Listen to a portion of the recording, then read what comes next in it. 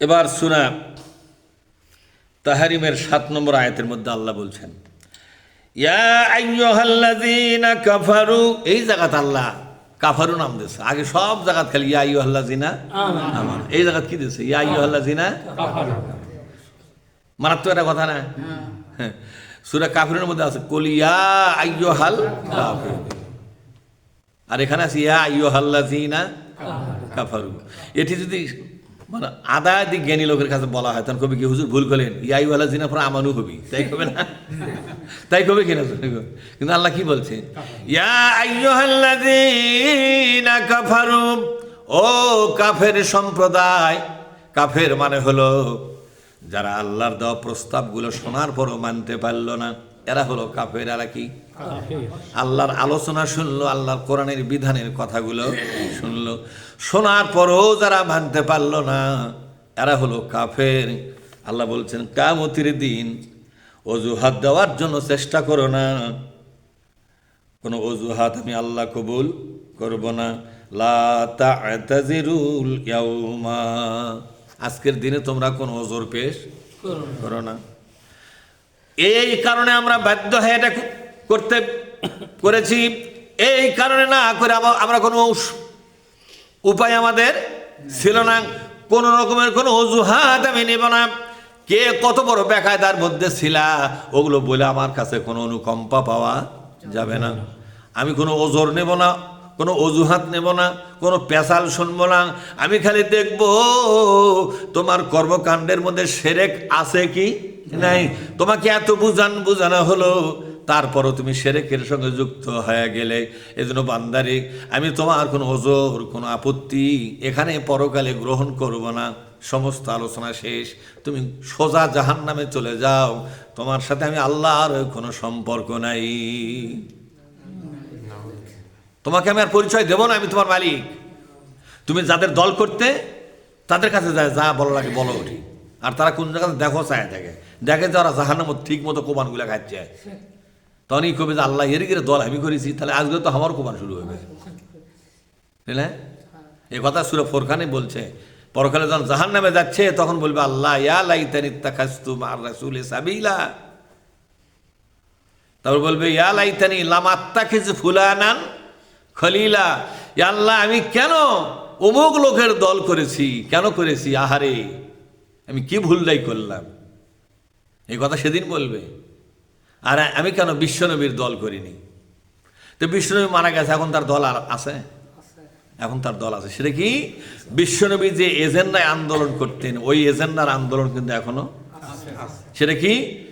দেশ সাজাতে হবে কোরআন দিয়ে, দেশের সংবিধান হবে কোরআন, দেশের আইন চলবে কোরআন দিয়ে, দেশের আদালত চলবে কোরআন দিয়ে, দেশের শিক্ষা ভবন চলবে কোরআন দিয়ে। এই আন্দোলন আছে না নাই? কোরআনকে বিজয় করার আন্দোলন, কোরআনকে রাষ্ট্রীয় ক্ষমতায় নিয়ে যাওয়ার যে আন্দোলন, এই আন্দোলনকে বলা হয় নবী রাসূলদের আন্দোলন। এই পৃথিবীর সমস্ত নবী রাসূলগণ একই আন্দোলন করেছেন, দেশ চলবে আল্লাহর বিধান দিয়া। এই আন্দোলন সমস্ত নবী রাসূলগণ করেছেন। এই আন্দোলনকেই বলা হয় নবী রাসূলদের পথ। এই পথে আমি কেন থাকলাম না, এই পথে কেন যোগদান করি নাই?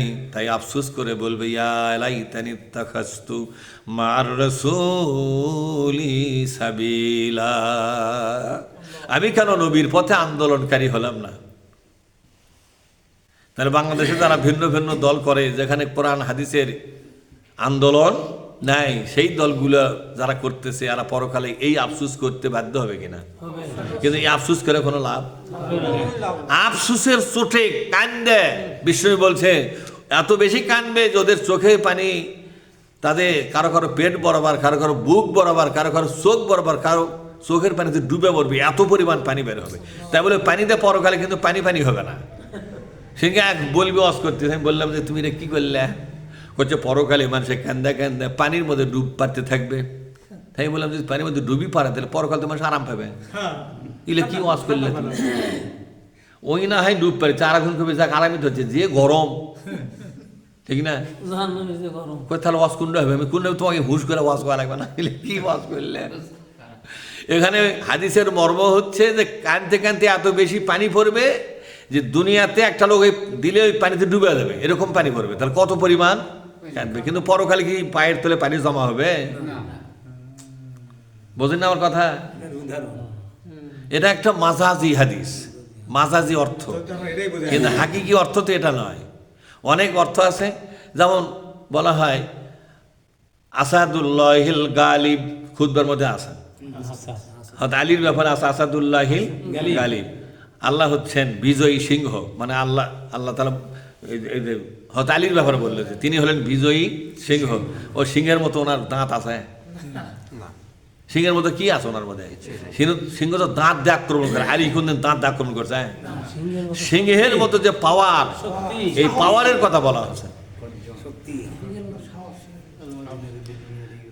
এখন যদি কেউ কয় হযরত আলী বিশ্বনবীর সাহাবী হওয়ার পরে সিংহ হয়ে গেছে, তাহলে তো অর্থ ভুল হয়ে যাবে, কথা ঠিক না?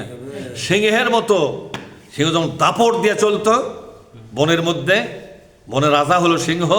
হযরত আলী যে সেনাবাহিনীতে গেছে, গোটা সেনাবাহিনীর রাজা হিসেবে এসেছিল, সিংহের মতো। শত্রুদের কাছে একটা আতঙ্কের নাম ছিল হযরত আলী রাদিয়াল্লাহু তাআলা আনহু। সেটা বোঝানো হয়েছে। কিয়ামতের ময়দানে যদি সবাই তো কান্দে, সবাই যদি কান্দে, তাহলে কোটি কোটি বন্যা হবে। ওটি কি পানি জমা হওয়ার কথা হাদিসে বলা হয়েছে যে পানি জমা হবে পায়ের তলে পানি? না, রূপক অর্থ। কি অর্থ জোরে কোন? মাজাজ মানে হলো রূপক অর্থ, মাজাজি অর্থ। এবার আল্লাহ পাক বলছেন কোন ওজর নেব না, ইন্নামা তুজজাউনা মা কুনতুম তা'মালুন। কোন আল্লাহু আকবার। ওই সূরা তাহরিমের 7 নম্বর আয়াতের শেষ অংশে আল্লাহ বললেন তোমাদেরকে সেই জিনিসটাই দেওয়া হবে যে জিনিসটা দুনিয়াতে যে কাজের সঙ্গে জড়িত ছিলে, ওই কাজের যে পরিণতি, সেই পরিণতি তোমার হাতে আজকে বুঝে দেওয়া হবে। দুনিয়াতে তুমি শিরকের সঙ্গে চলেছিলে, শিরকের যে পরিণতি সেটাই তোমাকে দেওয়া হবে। আর ওই শিরকের কারণে তোমার নামাজ বাতিল হয়ে গেছে, তোমার রোজা বাতিল হয়ে গেছে, তোমার হজ বাতিল হয়ে গেছে, তোমার দান খয়রাত বাতিল হয়ে গেছে, তোমার সালাম কালাম টুপি দাড়ি জুব্বা আতর গোলাপ সব বাতিল হয়ে গেছে। এমনকি বাপ মায়ের সেবা করে করে বাপ মায়ের কাছ থেকে সন্তুষ্টি অর্জন করেছো, সেটাও তোমার আমলনামার মধ্যে নাই। সব কি হয়ে গেছে? তোমার কে শিরক করতে বলছে? আল্লাহ রাসূল একটা গোপন কথা একজন সাহাবাদেরকে, যে তোমাদের আমল যদি কম হয় আর শিরকটা যদি না থাকে, শুধু এই শিরক না থাকার কারণে আল্লাহ দয়া করে তোমাদেরকে মাফ করলেও করতে পারে। মাফ পাওয়ার একটা সম্ভাবনা কিন্তু আছে। আমল কম কিন্তু শিরক নাই। আমার জীবনে এই জাতীয়তাবাদ কন, ধর্মনিরপেক্ষতাবাদ কন, যে কোনো রাজনীতির সঙ্গে আমার জীবনের কোনো সম্পর্ক নাই। কোনো বাপের বেটা বলতে পারবে না যে মাওলানা মান্নান আহমেদের দল 5 দিন করছিল, বলুক পারে কিনা? আমার কথা বোঝেননি? ওটা একবারে বিসর্জন। আমি জানি ওটা শিরক, আমি জানি ওটা শিরক। ওই শিরকের সঙ্গে ছোটবেলা থেকে আল্লাহ আমাকে মাফ করে দিয়েছেন, মানে শিরকের মধ্যে আল্লাহ আমাকে হেফাজত করে ভালাছেন, শিরক নাই। অনেক মসজিদের ইমামই শিরকের সঙ্গে যুক্ত, ঠিক না ঠিক? অনেক বক্তাই তো শিরকের সঙ্গে যুক্ত। শিরকের জেলার সেক্রেটারি, বোঝেননি? অনেক বক্তা আছে শিরকের জেলার সেক্রেটারি, মানে শিরকের জেলা তারই আবার সেক্রেটারি, তাকে নিয়ে আছে বক্তা, ওর কাছে কোরআন হাদিসের ওয়াজ শুনবে। শালা মানুষ না পাগলা এগুলা? কথা না খায় শালা বৈরে কি মার্কা মুসলমান এগুলা? বক্তা তুমি যখন দাওয়াত দিবে তখন দেখবে না তোমার বক্তাটা একত্ববাদী না ধর্মনিরপেক্ষতাবাদী, তোমার বক্তাটা একত্ববাদী না জাতীয়তাবাদী। তোমার বক্তা নামাজের সময় একত্ববাদী, তোমার ইমাম নামাজের সময় একত্ববাদী রে। রোজার সময় তোমার ইমাম আর বক্তার খতিব একত্ববাদী। রাজনীতির বেলায় তোমার ইমাম জাতীয়তাবাদী, রাজনীতির বেলায় তোমার ইমাম ধর্মনিরপেক্ষতাবাদী। তার মানে ব্যক্তিগত ইবাদতের বেলায় সে একত্ববাদী, আর সামাজিক ইবাদত রাজনৈতিক ইবাদতের বেলায় সে শিরকের সঙ্গে যুক্ত হয়ে গেছে, ঠিক না? তোমার ইমামের একটা আমলও কবুল হবে না, তার নামাজের ইমামতিও কবুল হবে না। যার ইমামতি আল্লাহ পাক বাতিল করে দিবে, ওই মৌলবীর পাশে যারা থাকবে টার্গেট আল্লাহ কি করবে? শালা ইমাম বাছাই করার আগে হুঁশ করা লাগে না? কাক নিয়ে এসে বসালু এটি খালি কেরা শুনছে মারছে টান, এর থেকে ভরে বার্তা বলতো নেই কথা ঠিক না? এটাই এটাই এটাই চাকরি।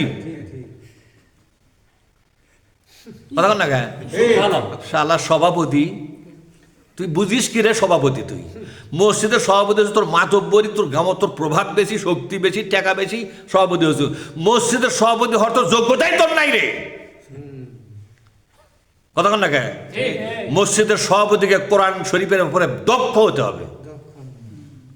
ইমামের চাইতে সভাপতির এলেম বেশি থাকা লাগবে। ইমাম যদি বক্তৃতা দিতে ভুল করে, ফট করে, সভাপতি বলবে হুজুর আজকে তোমার এই বক্তৃতা কোরআনের অমুক আয়াতের বিরুদ্ধে গেছে, ঠিক না? ইমাম নাই, আজান দিবে কে? সভাপতি সেক্রেটারি কয় তুই দে। সেক্রেটারি কয় যে আজান মুখস্থ থাকলে তুমি না হাইট দাও। কই দেশ আমারও হবে না। ওই কেশিয়ারক ডাক দে। কেশিয়ারক এসে করছে আমি আজান দিয়া পারবো না, নামাজ করে পারবো না।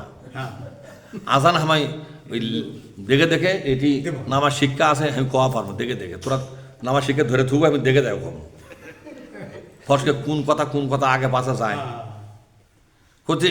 সেইটা করছে সেটা ধরে থাকবো, তুই আজান দে। আজান আগে দিত দেখি, আজানের পর কোনো মৌলবি আসে নাকি? হ্যাঁ, আজান তো একটা মৌলবি নাই, 3 দিন মহাবিপদ। সভাপতি করছে তুই না নামাজ পড়া, করছে আমি আজানই পারি না, নামাজ পারি। সেক্রেটারি করছে তুই না হয় পড়া, হচ্ছে আসর নামাজ হলে পানি হয়নি, মগরিব হবে না। মানে ওই ক্যারাত যেগুলা কবে জোরে করে তো সব ধরা পড়ে যাবে, বললেন না? করছে আসর হলে পানি নাকি, মগরিব আমার হবে না। চুপচাপ করে ক্যারাত হবে না, কেউ আল্লাহ জানে। কেশার করছে তুই না হয় পড়া, করছে আরো দেরি করা হোক। আজান তো হচ্ছে, খানিক পরে আমরা জুমার থেকে বের হয়ে মানুষ তো আর কেউ পারবে আমরা নামাজ পড়েই বেড়ানো, ঠিক না? এই হলো দেশের সভাপতি আর সেক্রেটারি আর কেশিয়ার। হাই রে কমিটি রে, এই কমিটির লল্লির মধ্যে আল্লাহ জাহান্নামের বাঁশ ঢুকে দেবে। আজকে সভাপতিগিরি করে সম্মান পায় বসে আসো, তোমার সম্মান কোন হিন্দা দেওয়া লাগে আল্লাহ সেটা জানে। তোমার কে বলেছে কমিটির সভাপতি হওয়ার? তোমার তো যোগ্যতাই নাই মিয়া। যোগ্যতা ছাড়া ওই পদে যাওয়া হঠাৎ জুলুম। কথা না কে? যোগ্যতা ছাড়া ওই পদে যাওয়াটা কি নাই? আমার সাথে একমত আপনারা? দ্বিমত থাকলে কথা সুযোগ আছে কোন, যেদের এটা প্রাইভেট পড়াচ্ছি আমি, এটা তো ওয়াজ মাহফিল নয়। ওয়াজ মাহফিলে বক্তা একভাবে যা কয় হ্যাঁ চলে যায়। আপনার যে কাজের যোগ্যতা নাই সে কাজটা করবার যাওয়াটা কি জুলুম? মানে বাড়াবাড়ি। বাড়াবাড়ি হল না এটা না? জুলুমের আরেকটা মানে হলো বাড়াবাড়ি করা। জুলুমের আরেকটা মানে কি? সীমা ছাড়া কাম করা, বাড়াবাড়ি। তো সীমা বাড়াবাড়ি হল না এটা? তোমার যে কামের যোগ্যতা তুমি সে যাও খায়। হ্যাঁ, তোর সভাপতি আর সেক্রেটারি আর কেশিয়ারগিরি আজকে খালি মরিয়া যা, তোর কিভাবে ব্যবস্থা আল্লাহ করে তোর সোজা করবে তারপর ছাড়বে আল্লাহ।